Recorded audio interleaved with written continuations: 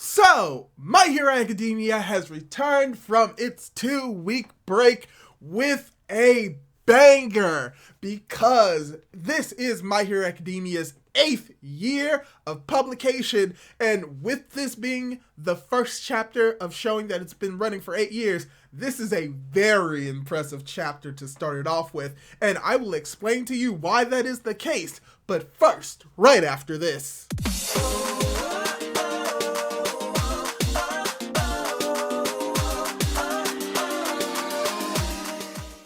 Hey guys, how's it going? It is your boy, Manga Drew, and I'm here to do my review of My Hero Academia Manga Chapter 359, titled Our School. And yes, My Hero Academia has returned from its 2-week break, and it returns with a bombastic chapter because there's a lot of cool stuff in this chapter, a lot of cool character stuff, a lot of good development for, really enough, not just smaller characters, but for the story and the plot as a whole, and a major reveal at the end of this chapter that is going to both make a lot of people happy and then cause the entire community to be upset once again, because of course that's what My Hero Academia does. So let's dive right into the review and talk about the three color pages that we are getting for My Hero Academia this week.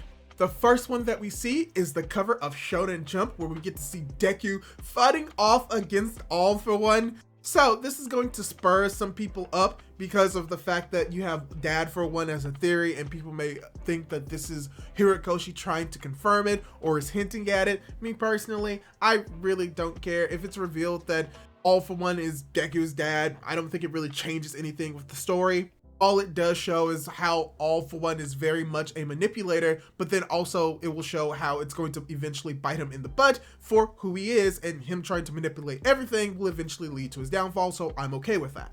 The second color page that we get is really just an accumulation or a compilation of all of the color covers that we've seen through Hirokoshi over the past year, most likely some of his favorites. We get the Deku and Shigaraki hand thing. We get to see Mirako and Bakugo that was on the cover or the side of, I think, volume 45, as well as we get to see a Shoto page of him using his fire and ice that we saw as a cover page a few chapters ago, as well as we get to see Rhodey, so that's cool. And finally, we just get a big double page spread celebrating My Hero Academia's 8 years of publication and potentially showing that we are going to have another popularity poll where hopefully, Bakugo is not gonna win. He probably will win, but hopefully he won't. But this is just a very cool cover page with all of the red and the blacks with the white background. Really love this color page, and you get to see a whole bunch of familiar faces on this cover, so that's cool. So yeah, with that out of the way, let's dive right into the chapter proper, and it's very interesting how this chapter starts off. Because the chapter starts off with us looking at the interior of UA, seeing how the support students who fixing up UA are trying to deal with all of the explosions and the damage that is being caused by the battle outside. They say that everything is falling apart, things are bending, and that they need to make sure that everything is in place so that UA doesn't crash. And while this is all happening, but then you just have a group of individuals who are just filming the entire thing and are talking about how communication is impossible and that the electric barrier is preventing communication from getting outside of this coffin, and that this is truly their last stand in this fight. And you just have this one girl that is looking at this and saying, "What the heck is going on? Get back to work. Wait, are you filming a documentary?" Where it's confirmed that the individuals who are filming this are the third years of the business course, and you just have this one girl that's like, "What is wrong with you people? Why are you doing this? We're literally about to die." And we get an interesting response from them, and he explains that when it comes to all of these big battles, they've always been recorded and filmed and documented, and that this is something that their predecessors have left for them, and that for them as business course students, their jobs is to produce heroes, and that by filming all of this is the accumulation of all of their studies, and that with this story and how they're filming, they're going to show how they know how all of them were able to win this fight. So this is a very interesting idea that they're filming all of this information to publicize it to the world, which makes sense. We've seen with Kamino, we've seen with the Paranormal Liberation War, and we're going to see with this war. This is going to be televised, and that this is going to be the way that the world knows that the heroes were finally able to come up on top of the villains and finally defeat them, and that this could be the catalyst that they need to change the world and society for the better. So this could be just setting up for a bigger and more massive reveal or more massive change to the world, and that the points are being set up in this chapter. So I would really like to see how this will pay off in the future, but now let's get to probably the crux of this chapter, which is the aftermath of Bakugo's attack on Shigaraki. And it's so massive that we get a double page spread of this explosion that is dwarfing UA. This attack is so massive that it basically doubles the entire size of UA as a whole, to the point where people are like questioning what Bakugo is thinking. They hear the explosion. Aizawa is telling Monoma to keep his eyes open. Mentos and Momo are like, oh, what's going on? Oh, it must be Bakugo. And then you have Yu, and it's confirmed that this individual is Yu, who is with Kaminari on the power source stage area. This is brought up by the fact that she brings up Hato when she's talking to Kaminari, so yeah, it's confirmed that that is Yu. But she's questioning like what is going on with Bakugo, and Kaminari comes to defend Bakugo by saying like, oh yeah, he's not the type of guy that wouldn't care about the environment. He criticizes me for keeping my left hand on the table. And Yu's like, what does that have to do with anything? But yeah, Kaminari is pretty much defending Bakugo, saying that he's not the type of person that would really act recklessly to the point of like destroying the UA barrier and not considering the environment, as we do get a panel seeing that the barrier is intact. But we also get to see the result of what happened in the actual clash between Bakugo and Shigaraki. Because as Bakugo was going in for the attack, Shigaraki comes in with his right arm, and we get to see the results of what happened, and he crushes Bakugo's arm by saying like, oh, that attack was very great. It was very powerful, yet didn't really destroy anything. But it doesn't matter. I just needed to break your arm to prevent that from happening again. And he's like, oh yeah, by the way, this confirms that I'm no longer interested in you, as he's holding Bakugo by the arm as his hands are coming around to attack him. We get to see the other heroes, Best Jeanist and Mirko, try to get in close and personal to try and land a decisive hit on Shigaraki. And Shigaraki's like, oh, did you think that just getting close to me would help you in this fight?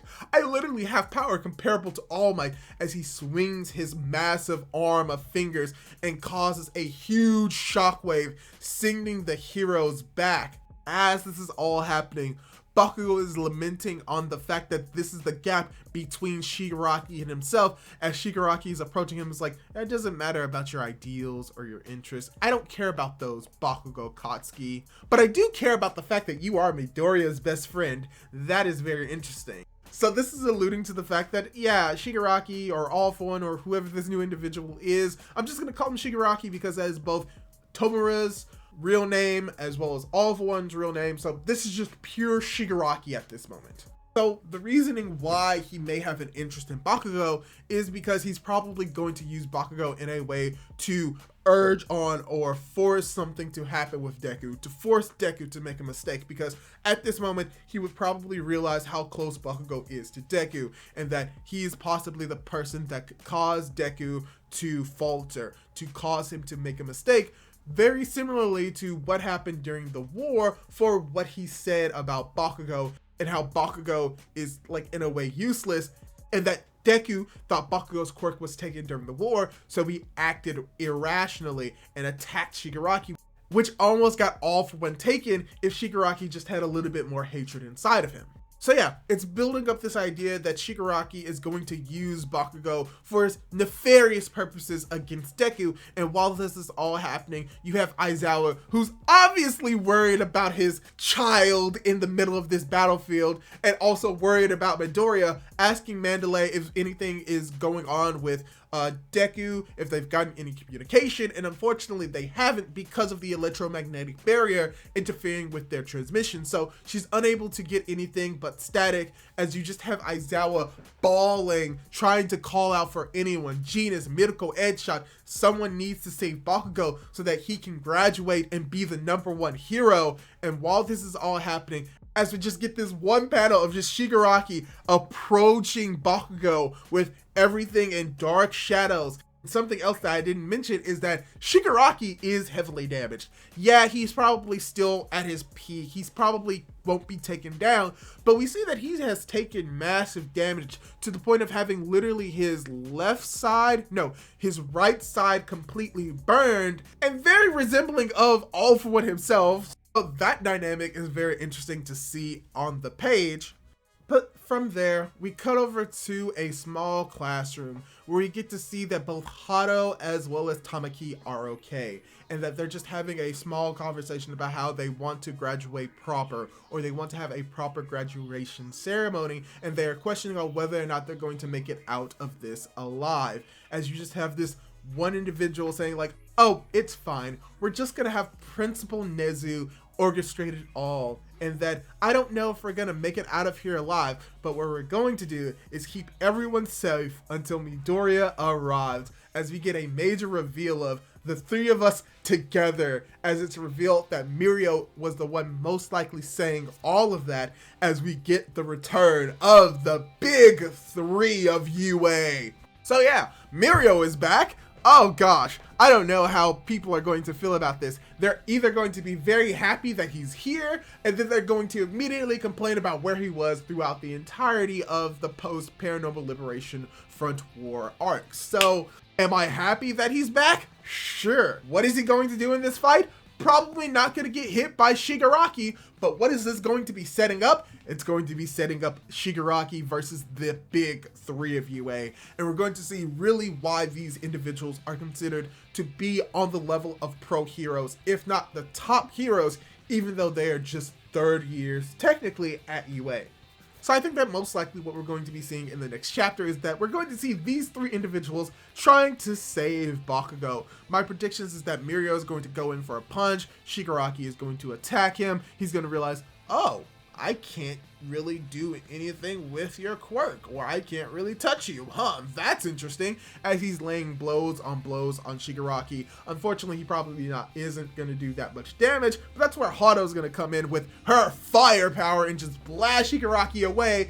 And then you just have Tamaki, who's probably going to find a way to try to get Bakugo out of this situation and get him away from the battle where he could potentially get treatment. Now, does this mean that Bakugo is out of the fight permanently?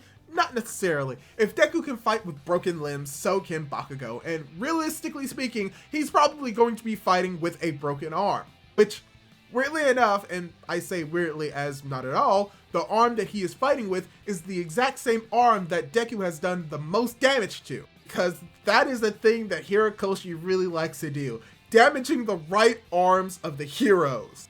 But overall, I thought this was a very, very enjoyable chapter for My Hero Academia. I thought it was great. We get to get more setup for what's going to be going on through the hero course and business students. We get to see the fight and the result of the attack of Bakugo in this chapter. We got to see a little bit more action in this chapter as well, as you know, the final reveal of this chapter being Mirio's return. Overall, really enjoyed this chapter, and hopefully you enjoyed this chapter as well alongside this review. So yeah, what did you think of the chapter? Did you like it? Did you dislike it? What do you think of Mirio's return? Leave your thoughts down in the comments down below. Leave a like on the video if you liked it. And don't forget to subscribe to my YouTube channel for more content like this. Do all that cool jazz, and hopefully I'll be able to catch you in my next video. Goodbye!